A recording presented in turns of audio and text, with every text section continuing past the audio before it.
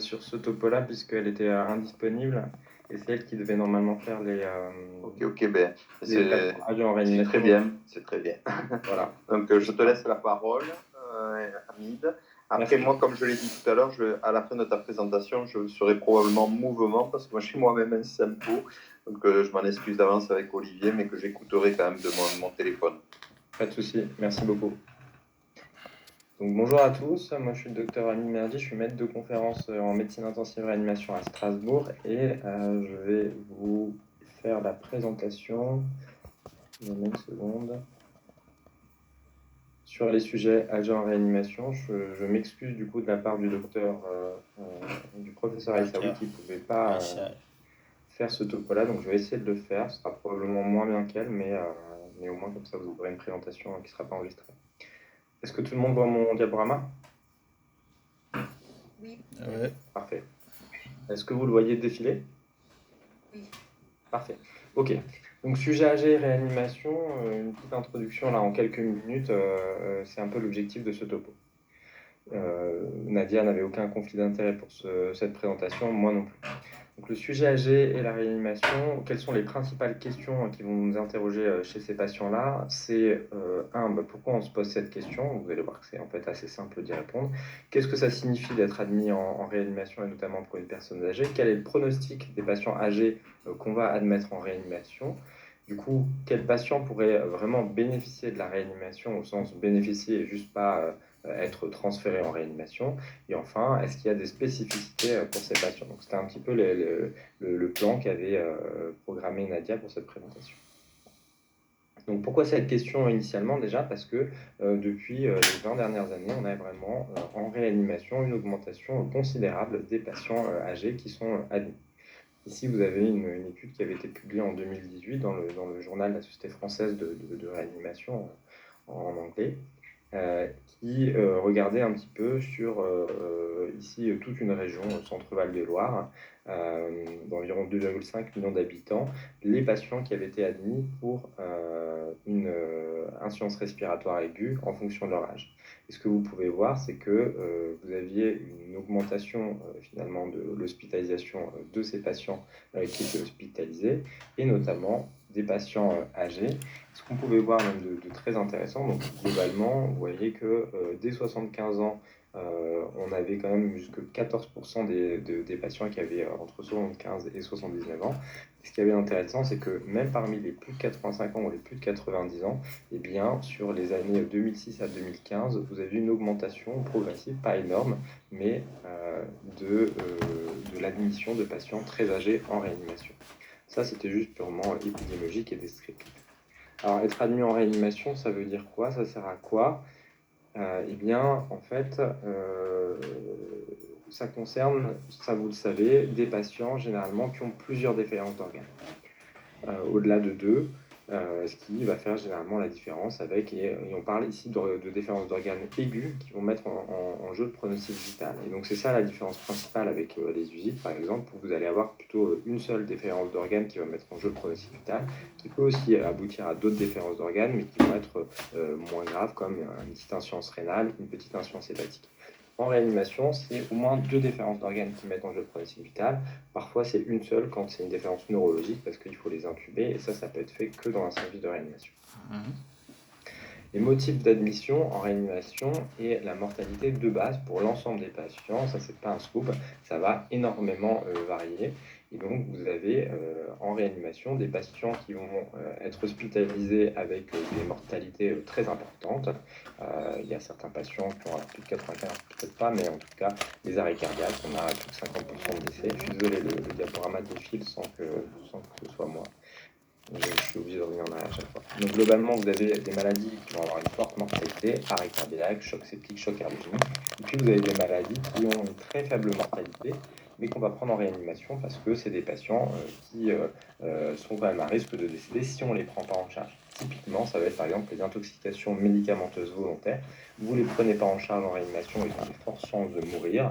Vous les prenez en charge en réanimation, vous les intubez, vous les ventilez, vous attendez que le médicament qu'ils ont pris s'élimine. Et c'est des patients qui vont avoir une mortalité qui sera extrêmement basse, inférieure à 1%. Et de fait, en réanimation, on a quand même une gradation dans les types d'assistance qu'on peut mettre en place, soit par exemple les catécholamines qui vont être instaurées très facilement, l'épuration extra-rénale, soit la dialyse ou l'hémofiltration, et puis ensuite on peut mettre en place d'autres assistances, que ce soit l'assistance respiratoire en intubant les patients ou les assistances type ECMO véno-artérielle pour les chocs cardiogéniques ou ECMO véno-veineuse pour les SDRA. Globalement, bon là, vous avez mis l'âge moyen des patients qui étaient admis dans la réanimation à le travail en 2016, c'est à l'HEGP. Vous voyez 66 ans avec un score de gravité, 70% des patients qui étaient intubés et ventilés sous ventilation mécanique avec une durée moyenne de 6 à 7 jours. 20% des patients qui étaient épurés, 30% des patients qui avaient des catécholamines et une mortalité aux alentours de 26%. Donc vous voyez, c'est quand même pas anodin et ça reflète assez bien globalement la réanimation, enfin les différentes patients qui sont admis en réanimation sur l'ensemble du territoire français. Euh, quand on veut regarder quand on regarde les patients qui ont été hospitalisés en réanimation, ce qui est trop compliqué, c'est de savoir quel est l'endpoint qu'on va regarder à la fin. Est-ce qu'on va regarder la mortalité? Est-ce qu'on va regarder la qualité de vie après? Parce que ça peut être bien de prendre des patients à les réanimer, mais si c'est pour ensuite qu'ils soient grabataires au fond de leur lit, bah, peut-être c'est pas si intéressant que ça. En tout cas, il y avait cette étude qui avait été réalisée, qui avait regardé justement chez 116 patients qui avaient été pris en charge, et notamment, là il s'agit de patients tout venant. Là, on n'est pas que chez les patients âgés. Eh bien, vous voyez que dans cette étude-là, bon, c'est déjà une étude ancienne, hein, ils avaient eu 63% de patients qui avaient été exclus, parce que le but c'était vraiment de regarder à 3 mois et à 1 an la survie de ces patients.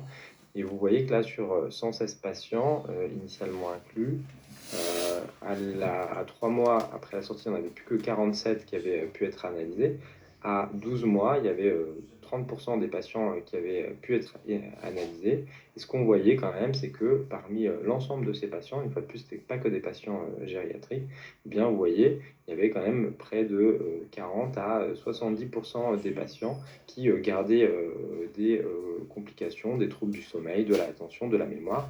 Et en termes de restrictions concernant les capacités physiques, ben, on était pas loin de 50% de patients qui un petit peu moins, hein, qui restaient limités sur de nombreux axes de la vie quotidienne à 3 mois et à 12 mois. Donc, globalement, et là, ce qu'on voyait, c'est à 1 an, 70% des patients avaient encore une restriction qui les empêchait de faire leurs activités de la vie quotidienne et seulement 50% avaient repris leur activité professionnelle. Pardon. Quand on regarde maintenant concernant les causes de refus en réanimation, est-ce que justement l'âge fait partie des critères que l'on utilise pour refuser des patients en réanimation? Et on voit que là aussi, c'est une étude ancienne. On était il y a plus de près de 25 ans, hein, mais globalement, parmi les éléments qui revenaient souvent pour limiter les patients et dire peut-être la raison pour laquelle on n'a pas pris ce patient, c'était pour ci, pour ça, c'était notamment un âge supérieur à 65 ans, comme d'autres étiologies pouvaient être à l'origine de refus des patients. Cela dit, ça c'était il y a un peu plus de 25 ans et quand même maintenant on a bien évolué et comme vous avez vu, hein, on a maintenant des patients qui ont bien plus que 65 ans. Pourquoi? Parce que les techniques de réanimation se sont améliorées, elles se sont allégées pour certaines, on est moins invasif tout en étant aussi performant et donc ça permet une plus grande marge de manœuvre dans la prise en charge de ces patients. Et donc, une des complications, enfin, un des challenges quand on prend les patients en réanimation, c'est justement d'essayer de déterminer, de faire la part des choses entre le patient qui est très âgé, mais qui va quand même pouvoir bénéficier de la réanimation parce qu'on pense que derrière, il aura un taux de survie qui sera acceptable et une qualité de vie qui sera acceptable, versus le patient qui est âgé, chez qui justement ce ne sera pas le cas. Et donc, c'est un petit peu ça les deux écueils qu'il faut éviter. D'un côté, il faut éviter de priver à un patient qui est âgé le bénéfice d'une réanimation qui pourrait lui être réellement bénéfique, mais en même temps, et c'est important de faire l'autre écueil, justement, ce serait de prendre tous les patients âgés et de leur infliger des traitements lourds, agressifs, prolongés, qui vont les mettre en difficulté, qui vont les mettre dans l'inconfort, qui vont mettre leur famille dans l'inconfort, et qui va aussi leur donner, qui va donner des fausses illusions, que ce soit à la famille ou aux patients, alors qu'ils risquent de mourir de manière quasiment certaine, au vu de, surtout l'âge bien sûr, mais ses comorbidités et son score de fragilité clinique. Et donc, qu'est-ce qu'on utilise comme définition quand on parle de personnes âgées en réanimation? Eh bien, il y a plusieurs définitions qui ont déjà été un petit peu évoquées au préalable, mais qui seront, je pense, encore mieux développées par le collègue gériatre. L'OMS parle de sujets âgés au-dessus de 65 ans, en sachant que, est-ce que dans les pays développés, c'est pareil, alors qu'on a quand même une qualité de vie en bonne santé, une espérance de vie en bonne santé qui se développe.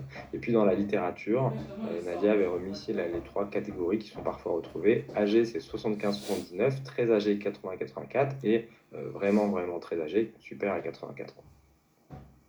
Et après, quand on a ces patients-là, comment est-ce qu'on les analyse? Donc ça aussi, c'est un nouvel écueil qu'on a dans les études en gériatrie, et notamment en gériatrie en réanimation. Est-ce qu'on utilise des variables binaires, plus de 80 ans, moins de 80 ans? Bon, c'est un peu grossier. Des variables catégorielles, on va classer par catégorie les patients, 70, 74, 75, 79, 80, ou des variables continues, on va regarder vraiment année par année. Donc ça, c'est un débat qui n'est pas parfaitement tranché, mais qui va permettre justement d'affiner un petit peu généralement les études qui sont réalisées. Ensuite, il y a un deuxième écueil qui a été évoqué dans le topo précédent, c'est quel est le critère d'évaluation qui va être utilisé après un séjour en réanimation. Est-ce qu'on va juste utiliser comme critère la survie à la sortie de réa, la survie hospitalière à J28, à 6 mois, à 1 an? Bon, c'est une donnée qui a l'avantage d'être une donnée brute, fiable, objective, mais ça reste quand même un petit peu relatif, puisque si vous avez un patient qui est toujours vivant à 6 mois, mais qu'il est vivant sans être sorti de l'hôpital, en étant grabataire, même pas capable de manger, bah, vous n'avez rien gagné du tout. Est-ce qu'on évalue l'état fonctionnel? Là, c'est plus compliqué parce que c'est notamment influencé par l'état antérieur. Donc, si ce que le patient il n'est pas bien après la réanimation parce que c'est la réanimation qui était de trop, ou alors il était déjà grabataire avant. Donc, ça, c'est souvent ce qui va conditionner et qui va rendre difficile ces examens. Et puis, la dépendance aussi, est-ce que ça peut être ça un critère? Est-ce qu'on va juger le devenir du patient selon qu'il est dépendant ou non, institutionnalisé ou non, nécessitant des aides ou non? Vous voyez que c'est toutes les complications, la complication d'évaluer un patient en réanimation. Quel est le critère qui va nous permettre de dire, ah bah, vous voyez, on a bien fait de le faire parce qu'on a utilisé ce critère-là. Et puis ensuite, bien sûr, il y a tout un tas de difficultés méthodologiques que rappelait ici Nadia dans ce diaporama. Donc les critères de jugement, et ça c'est aussi les études difficilement comparables entre elles. Il y a des politiques de prise en charge qui sont variables, il y a beaucoup de perdus de vue. On ne sait pas non plus ce qu'il en est des gens qui sont non proposés. Est-ce qu'ils n'ont pas été proposés parce qu'ils étaient considérés comme d'emblée trop fragiles, etc. Donc voilà, ça c'est vite compliqué. Et puis en plus de ça, bah, vous voyez, avec l'évolution de la médecine, l'évolution des traitements qu'on a et des progrès que ces traitements permettent, eh bien, ça rend très vite ces études caduques, puisque entre-temps, bah, enfin, c'est des études qu'il faut régulièrement refaire pour rester à jour, puisque la qualité des traitements se sont améliorées, la qualité des thérapeutiques, des prises en charge, etc. L'exemple typique, c'est le TAVI, hein, parce que avant, il y a 20 ans, ça n'existait pas, en tout cas, c'était beaucoup moins développé. Et donc, forcément, la prise en charge d'un rétrécissement aortique, si on se base sur des études anciennes, bah, ça n'a plus aucune pertinence de nos jours. Quel est le pronostic des patients âgés et admis en réanimation? Donc, pourquoi les réanimateurs sont si réticents souvent à prendre des patients âgés? Eh bien, tout simplement parce que, c'est pas un scoop, hein, les patients, plus ils sont âgés, plus ils ont tendance à mourir en réanimation, peu importe quand on prend l'ensemble des étiologies colligées. Là, c'est une étude qui avait pris 25 000 patients, à peu près. Quand on regarde ensuite plus spécifiquement en catégoriel selon les différentes catégories d'âge, eh bien on retrouve à nouveau ces différences en termes de mortalité avec des patients qui meurent plus quand ils sont à plus de 85 ans versus 80-84 ou 75-79. Cette mortalité, on la voit ici représentée sur une Kaplan-Meier, et vous voyez que si on prend toute étiologie confondue, admission en réanimation, ce qui n'est pas vraiment très pertinent, mais on voit quand même que l'âge, ça ressort comme une variable qui est pertinente quand même pour la mortalité, qui est pertinente, mais qui n'est pas suffisante. Pourquoi c'est pas suffisant? Parce qu'en fait, quand on regarde les patients en noir ici là qui mouraient plus, eh bien le problème c'est que euh, ici, ici c'était une étude justement qui avait regardé à 1 an comment les patients étaient, quel était le pourcentage de patients qui étaient décédés alors qu'ils étaient sortis en réanimation. Ben, vous voyez qu'il y en avait 15% entre 75 et 79 ans. Et en fait, quand on regardait dans la population qui n'avait pas été hospitalisée en réanimation, du même âge, bah, c'est quand même 4% de la population qui va mourir dans l'année. Et plus vous avancez, plus vous voyez finalement que, eh bien, au-delà de 85 ans, eh bien, vous aviez peut-être les patients qui avaient été admis en réanimation qui étaient sortis vivants, 20% qui étaient morts, mais en fait, finalement, les patients plus de 85 ans qui n'étaient pas admis en réanimation, eh bien, sur la même année, ils avaient 15% de chances de mourir. Et donc, vous voyez que ça, c'est encore une variable qui va rendre compliquées les analyses de ces patients en réanimation. Ici, c'était une autre étude qui avait été réalisée en 2013, une étude de grande cohorte qui retrouvait à peu près les mêmes choses. Ici, c'était une étude coordonnée par Mathieu Legrand, mais une étude américaine qui avait voulu vraiment une fois de plus regarder la mortalité en fonction de l'âge. Et donc là, à nouveau, on avait, voilà, ça va vite là, désolé. On avait à nouveau des trajectoires de patients qui mouraient beaucoup plus. Cette fois-ci, on n'était plus à 12 mois, mais jusque 36 mois. On voyait que l'effet âge persistait et restait une variable intéressante. Ici, à nouveau, vous voyez en histogramme.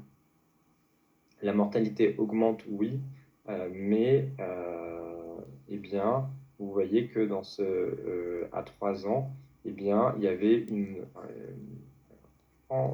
impact de la mortalité, notamment au-delà de 80 ans, puisque globalement, le décrochage apparaissait vraiment au-delà de 80 ans. Vous voyez que finalement, la mortalité pour quelqu'un de 55-64 ans versus 75-79 ans, eh ben, elle n'était pas si importante que ça quand on prend une fois de plus l'ensemble des patients de réanimation. Avec ici quand même des patients qui ne semblent pas très très graves pour des patients de réanimation au vu des pourcentages de mortalité. Donc, quels étaient les facteurs, quels sont maintenant les autres facteurs associés à la mortalité qu'on va prendre en compte, nous, en réanimation, quand on nous propose un patient, et notamment un patient âgé? Eh bien, bien sûr, ça va être le motif pour lequel on est contacté. C'est pas pareil d'être contacté pour un patient qui fait un OAP, qui a 75 ans, que pour un patient qui va être admis pour un choc septique. Ici, pardon, en fait, c'était pas sur le motif d'admission, mais c'était sur les comorbidités qui étaient déjà présentes. Et donc, ça, c'est à peu près les comorbidités qu'on retrouve à tout âge, mais le fait d'avoir une insuffisance cardiaque, le fait d'avoir une maladie cérébrovasculaire, donc des AVC, le fait d'être dément était un facteur qui ressortait beaucoup, le fait d'avoir une maladie respiratoire chronique, BPCO, le fait d'avoir une insuffisance hépatique, une cirrhose, et puis tout un tas, le fait d'avoir eu des antécédents de chirurgie aussi, plus ces antécédents sont importants, et notamment par exemple la chirurgie cardiaque, plus eh bien, vous aviez des patients qui sont à risque de mourir suite à une prise en charge en réanimation. Donc ça, c'est quand même des comorbidités qu'on va évoluer, qu'on va prendre en compte. Ensuite, ces comorbidités-là, elles ont un poids, c'est sûr, vous voyez ici, mais il y a d'autres paramètres qui peuvent être pris en compte. C'est le statut fonctionnel, donc ça, ou le score de fragilité clinique. Et bien ça, c'est plutôt un reflet de la fragilité des patients, qui est souvent quand même corrélée aux comorbidités, mais pas forcément. Vous avez parfois des patients qui ont assez peu de comorbidités, mais qui, du fait d'une mauvaise hygiène de vie, du fait d'observance médiocre, du fait de X raisons, ont ce qu'on appelle une fragilité clinique qui est beaucoup plus importante. Et ça, c'est aussi, comme ça a été rappelé dans la présentation précédente, des scores de fragilité qui vont se baser notamment sur les antécédents, mais pas uniquement. Ça va être aussi basé sur ce que le patient est capable de faire. Est-ce qu'il est capable de prendre un bain tout seul, enfin, de se laver tout seul, de s'habiller tout seul, toutes ces choses-là, est-ce qu'il est indépendant des actes de la vie quotidienne? Et donc ça, c'est des éléments qui sont très bien corrélés au devenir des patients et très associés à la mortalité au début. Bien sûr, dans les autres facteurs, c'est la cause de l'admission. Est-ce que c'est une admission pour un état de choc gravissime? Est-ce que c'est juste un OAP? Est-ce que c'est une acidocétose qu'on va pouvoir guérir très facilement? Une fois de plus, voilà, ça, c'est des éléments qu'on va prendre en compte. Et enfin, pendant le séjour en réanimation, il y a d'autres choses qui vont impacter, et notamment le fait que le patient a été mis sous ventilation mécanique, le fait que le patient ait eu des complications septiques qui quand même témoignent que il a une fragilité et une forme d'immunosénescence qui est développée, un vieillissement du système immunitaire qui ne lui permet pas de lutter efficacement contre les infections, qui va faire qu'il va attraper très très facilement des infections, ou le fait que ce soit un patient qui soit limité, forcément, eh bien, tout ça, c'est des choses qui vont impacter, mais ça, c'est une fois que les patients sont admis en réanimation. Et donc le score de fragilité, ici, ce que vous pouvez voir, c'est en bleu. Ça, c'est un score de fragilité qui a été présenté tout à l'heure, de fragilité clinique, avec 9 stades. Globalement, 8 à partir de, il me semble que c'est à partir de 7, on est totalement dépendant. 8, c'est on va mourir dans les 6 mois. 9, c'est totalement gravataire. Et donc, globalement, vous voyez que déjà, en termes de présentation de patients qui sont proposés à la réanimation, forcément, c'est logique. Généralement, les très très gravataires, ils ne sont pas pris en réanimation. Donc ça, c'est un petit peu normal de retrouver ça. Par contre, là, ici, vous pouvez voir sur la courbe, eh bien, effectivement, à nouveau, un peu comme on le voit avec l'âge, qu'en fonction de la fragilité des patients, eh bien, une augmentation de la mortalité progressive. Et là, je fais une toute petite parenthèse. En fait, il y a des études récentes qui montrent que en fait, ce score de fragilité, alors à la base, il a été développé chez les patients de plus de 65 ans, les patients âgés. Mais en fait, il y a même des études qui montrent qu'on peut utiliser ce score de fragilité chez les patients de moins de 65 ans et qui gardent quand même en pertinence. Donc, c'est vraiment quelque chose qui permet d'avoir une vue d'ensemble un petit peu plus globale des patients et qui est toujours intéressant. Et donc, quand on questionne les patients qui sont souvent pas en état de répondre, mais plutôt les familles ou les proches, eh bien là, on va leur demander justement d'avoir une idée de la fragilité de l'autonomie du patient, d'avoir une idée de ses comorbidités, son état neurocognitif, est-ce qu'il était dément, oui ou non, et puis on va toujours se renseigner aussi sur l'espérance de vie. C'est pas compliqué parce que nous, on a en réanimation vraiment des patients qui nous sont proposés avec tout un tas de pathologies. Ça peut être des maladies auto-immunes. Alors, on a besoin d'avoir quand même une idée un peu globale de quelle est l'espérance de vie de ces patients-là. Mais aussi, il y a tous les types de cancers différents. Et donc là, par exemple, pour les maladies auto-immunes, on va discuter s'il faut avec les internistes, les immunos. Pour les oncos, toutes les pathologies onco, on va plutôt discuter avec les oncologues. Alors, à force, on va développer quand même des connaissances qui vont nous permettre de savoir que quand il est multimétastatique en 5e ligne de chimiothérapie, là, on n'a peut-être pas besoin d'avoir la vie onco. Et encore, quoique des fois, on peut avoir des surprises avec les nouveaux traitements, les immunothérapies. Mais globalement, voilà, ça nécessite vraiment d'être assez ouvert d'esprit, d'avoir des connaissances larges et surtout, dès qu'on a le moindre doute, de discuter avec les spécialistes de pathologie. Ça peut être le cardiologue, hein, et voilà, il a un insuffisance cardiaque à un stade avancé. Est-ce qu'il y a encore des thérapeutiques qui peuvent être proposées? Est-ce qu'il y a encore un projet de greffe, etc. Tout ça, c'est des questions qui sont importantes pour nous parce que ça va vraiment changer énormément nos critères d'admission ou pas en réanimation.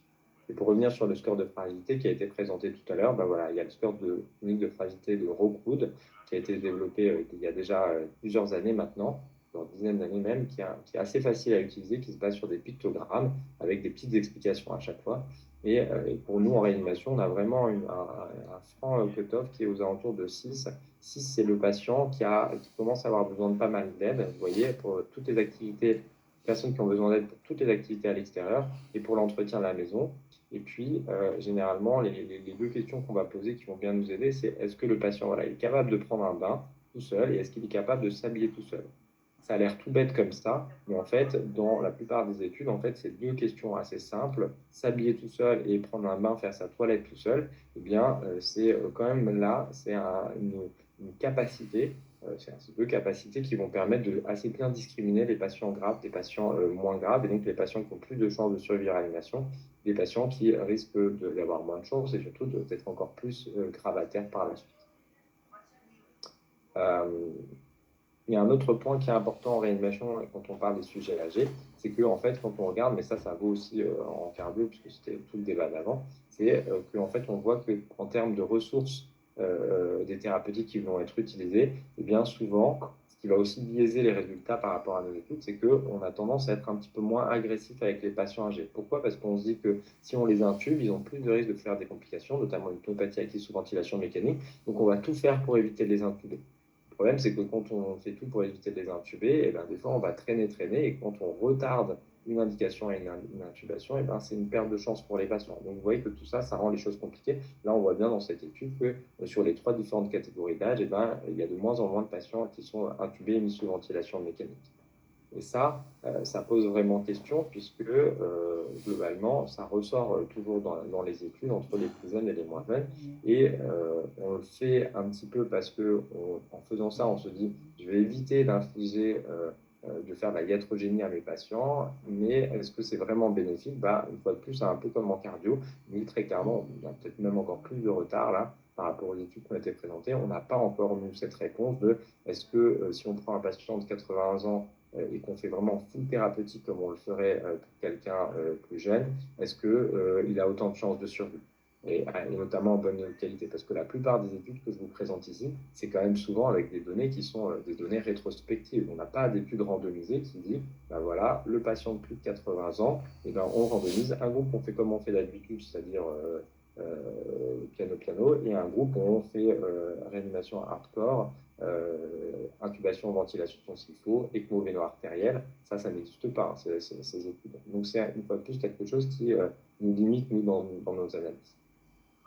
Ce que je disais, voilà, c'est qu'on peut retrouver, donc là, on avait mis un exemple en cardiologie ou par exemple sur les coronarographiques, comme ça a été dit. On ne sait pas s'ils meurent plus parce qu'on va moins à la coro ou si c'est pas parce qu'ils sont plus. Donc sur l'intensité des traitements, voilà, il y a toute une littérature. En tout cas, ce qu'on peut dire, c'est que même si par habitude on avait tendance à on a tendance toujours à être moins agressif chez les patients les plus âgés, eh bien cette intensité de traitement a quand même augmenté sur les dernières années. Et là, vous voyez une étude qui est déjà ancienne, hein, mais qui avait regardé entre deux groupes de patients, les années 90 versus début des années 2000. Et déjà, juste sur ces deux périodes-là, on voyait qu'en termes d'intensité des traitements chez des patients âgés, eh bien, on avait une augmentation de l'intensité des traitements. Et effectivement, ça, je peux vous dire, même si je n'ai pas les papiers là, c'est des choses qu'on continue à faire. De base, même si on essaye d'être moins invasif chez les patients âgés, on a quand même tendance à être de plus en plus agressif quand même, malgré l'âge des patients. Pour vous donner un exemple, aujourd'hui, dans notre service, il n'est pas rare de mettre des ECMO véno-artériels sur des chocs cardiogéniques de patients qui ont plus que 70 ans. Euh, ou au moins, enfin, on va dire 70, 72, 73, c'est des choses qui sont plus rares chez nous. C'est des choses qu'on ne faisait pas il y a encore 10 ans. Il y a 10 ans, on ne mettait pas des ECMO véno-artériels. Voilà, au-delà de 65 ans, c'était quand même rarissime. Là, aujourd'hui, je ne vais pas dire que c'est tout le monde, mais on se pose beaucoup moins de questions parce qu'on maîtrise mieux les techniques, on a des meilleurs suivis post-ECMO, post-réanimation, et on est meilleur sur tous ces éléments. Là, pareil, c'était des résultats qu'elle mettait en évidence. Là, c'était globalement que, effectivement, on était plus agressif sur les périodes plus récentes euh, chez les patients de réanimation. Ici, une autre étude qu'elle avait mis, c'était pour comparer l'intensité de traitement. À nouveau, on voyait que globalement, plus on était vieux, moins les traitements étaient intensifs. Même si là, sur cette étude un peu plus récente, vous voyez quand même que chez les patients de 90 ans, il y en avait quand même 43% qui avaient terminé intubés, 13% et 30% sous noradré. Vous voyez des patients chez qui on va quand même de plus en plus loin dans les traitements. L'étude que vous aviez vue avant, c'était beaucoup moins d'intubation chez les patients de plus de 80 ans. Et ici, c'est une étude qui a été présentée tout à l'heure chez les patients de plus de 80 ans. C'était pour montrer que globalement, on n'était pas sûr des traitements, mais finalement, on a vu qu'après, c'est quand même c'est encore une question qui reste en suspens, donc je ne vais pas m'attarder sur cette littérature-là. Ce qu'il y a d'intéressant par contre chez les patients, en fait, finalement, quand on regarde dans différentes études, ici c'est une étude qui a voulu regarder les infections nosocomiales chez les patients. Et donc là, ce n'est pas forcément des patients de réanimation, mais ce qui est intéressant, c'est que finalement, chez les patients plus âgés, eh bien, la différence, elle est un petit peu plus. On a l'impression qu'il y a un peu plus de patients qui font des infections nosocomiales, mais finalement, ce n'est pas significatif. Et donc, ce n'est pas forcément parce qu'un patient est âgé qu'il va développer plus de complications septiques et de pathologies nosocomiales. Et donc ça, c'est des données un peu plus récentes qu'on a, qui battent un peu en brèche des considérations qu'on avait avant. Est-ce que c'est parce que maintenant, on retire plus facilement les sondes urinaires pour éviter que les patients s'infectent, les cathés, qu'on est plus agressif sur la mise au fauteuil, sur la sortie des patients. Probablement tout ça a joué et fait que les chiffres qu'on avait avant, qui nous disaient que les patients étaient beaucoup plus à risque de faire des infections nosocomiales, les patients âgés, eh bien, c'est des choses qui sont de moins en moins vraies. Sur le devenir fonctionnel, ici c'était une étude qui avait évalué voilà, l'EQ5D, c'était globalement c'est un score d'autonomie, de qualité de vie. Eh bien, effectivement, on a un impact. On voit qu'avec l'âge, les patients récupèrent moins bien la réanimation et ont plus de difficultés à récupérer leur capacité antérieure en termes de fonctionnel sur les activités de la vie quotidienne. Ici, c'est une étude, c'était une des premières études qui avait été faite en réanimation, qui date de 2017, sur un espèce de triage. C'était le bénéfice d'une orientation en fait, des patients en fonction pour regarder le devenir à long terme chez les patients âgés en réanimation. Globalement, c'est l'étude de VIP qui avait été menée par Bertrand Guillet, qui est ici le premier auteur, qui avait voulu regarder si les patients âgés, si on les sépare en deux groupes, est-ce que leur devenir à long terme sera meilleur en fonction d'eux. Donc les deux groupes, c'était un, on les mettait systématiquement en réanimation, et l'autre groupe, c'était plutôt, on fait comme habituellement. C'est-à-dire que si on n'avait pas l'intention de les mettre en réanimation, on ne les mettait pas en réanimation. Si par contre on pensait qu'il fallait les mettre en réanimation, ils allaient en réanimation. Donc, cette étude, voilà, elle s'intéressait aux patients de plus de 75 ans. Et là, pour le coup, c'est une vraie étude randomisée, contrôlée, avec des patients qui étaient bien sélectionnés. C'était des patients qui n'avaient pas de cancer. Et le but, c'était vraiment d'évaluer ces patients-là à long terme. Il y avait, vous voyez, énormément de patients qui ont été inclus dans l'étude, 1500 dans le groupe, euh, dans le groupe, dans le groupe dans un groupe et dans l'autre, globalement, 1500 patients dans le groupe, ils vont tous en réa, et 1500 patients dans le groupe, on fait comme d'habitude. Ce qu'il y avait d'intéressant dans les résultats, c'est que finalement, une admission systématique en réanimation au-delà de 75 ans, pour des patients qui présentaient ici des critères de réanimation, eh bien, sur le devenir à 6 mois, on voit que ce n'est pas forcément systématiquement bénéfique. Et ça, c'était quand même un message fort.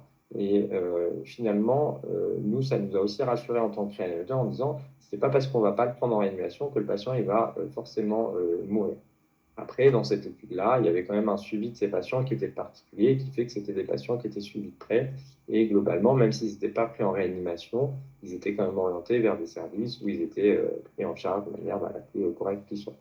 Donc, globalement, cette stratégie-là n'a pas permis de montrer qu'on arrivait, en mettant tous les patients de plus de 75 ans qui avaient un critère d'admission en réanimation, en les prenant systématiquement en réanimation, ça n'a pas montré de bénéfice. Donc ça, c'est quand même une des études les plus solides qu'on a aujourd'hui en réanimation, qui montre que finalement, alors pourquoi? Peut-être parce que quand même, quand on les prend en réanimation, on est agressif, on peut faire de la comorbidité, on peut faire de la iatrogénie, même si on a vu que dans l'hôpital, ils font moins de pathologies nosocomiales. En réanimation, ils vont faire quand même beaucoup de pathologies nosocomiales, et donc tout ça, ça rend les choses très compliquées.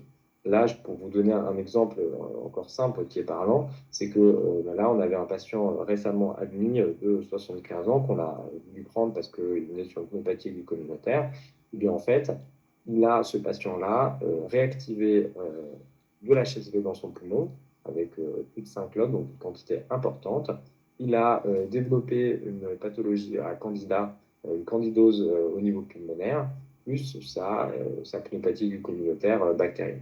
Et donc ça, c'est juste pour vous montrer que des fois, on pense en fait prendre des patients juste pour quelque chose de simple, une infection pulmonaire, une pneumonie qu'on va traiter facilement. Mais en fait, du fait de leur fragilité, c'est des patients qui vont en fait développer des maladies, qui ne sont pas des maladies qui sont dues à la réanimation, mais plutôt qu'on a permis grâce à la réanimation. C'est-à-dire qu'on a été tellement agressif dans les soins que globalement, ils ont survécu.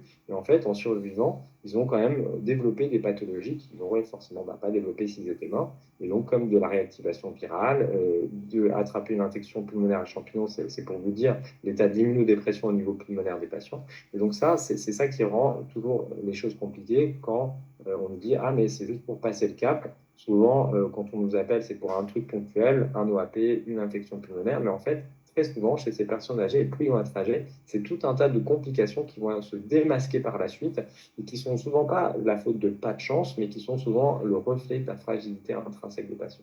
Et ça, c'est très, très compliqué. On n'a pas de score précis. Notre expérience nous aide un petit peu. On peut utiliser quelques scores, comme le score de fragilité, en se basant sur les comorbidités, mais c'est tout ce qui fait la difficulté pour savoir quels sont les patients qu'on va admettre en réanimation et est-ce que ça va être bénéfique. Il y a un autre chose, un autre point qui est intéressant et qui est assez peu évoqué. Alors, tout à l'heure, j'ai vu qu'un des participants avait posé la question, mais déjà, ça peut être bien de demander au patient ce qu'il veut. Enfin, pas ce qu'il veut, mais ce qu'il pense et quels sont. Alors, on peut quand même lui demander ce qu'il veut. C'est vrai que tout à l'heure, la question qui était posée, c'est est-ce qu'il faut aussi. Alors, nous, on demande, on dit, on ne demande pas aux familles qu'est-ce que vous voulez, dans le sens, ben, on va faire ce que vous voulez. On leur demande quel aurait été leur souhait dans une situation idéale. Et après, en leur disant toujours systématiquement que de toute façon, l'admission en réanimation, mais je pense que c'est la même chose pour vous en cardiologie, la coronarographie, c'est une décision qui est médicale. C'est-à-dire que ce n'est pas parce que le patient en veut que le patient aura. Le patient, ça peut être intéressant de savoir ce qu'il veut, mais ça peut être aussi l'occasion de voir justement si ses attentes sont réalistes ou pas, et surtout de voir ce qu'il ne veut pas en fait. Et ça, quand même, c'est pour ça qu'il ne faut pas, si on ne demande pas, ben, on ne saura pas ce que le patient ne veut pas. Et ça, c'est quand même important, parce qu'il y a des patients, ils ne veulent pas de gestes invasifs, ils ne veulent pas de drainage, ils ne veulent pas être intubés, etc. Et ça, bah, forcément, ça facilite beaucoup pour nous la prise en charge de ces patients quand on sait ce qu'ils ne veulent pas. Quand on sait ce qu'ils veulent, ça ne va pas forcément nous aider, mais au moins ça permettra de discuter avec la famille en disant, bah voilà, il y a quand même un gap, parce qu'en fait, quand bien même il veut ça, ou quand même vous voulez ça, eh bien, ce qu'il faut savoir, c'est que, en fait, nous, en tant que médecin, avec l'expérience qu'on a, eh bien, ça ne nous semble pas raisonnable. Et après, on discute. Et voilà, dans cette étude-là, en tout cas, ce qu'on remarque, c'est que chez les patients âgés en réanimation, bah, finalement, il n'y a que 12% des patients chez qui on demandait vraiment quels étaient leurs souhaits. Et ça, c'est quand même quelque chose sur lequel il faudra travailler. Parce que les patients peuvent être aidants, notamment en termes de limitation. La famille, elle, bon, elle peut être aidante aussi, mais souvent, c'est quand même un peu limite parce que si vous leur demandez, ils savent assez rarement quel était le souhait réel du patient. Et très souvent, quand on leur demande, ils pensent que c'est eux qui vont prendre la décision de réanimer ou pas un patient, ou enfin, d'aller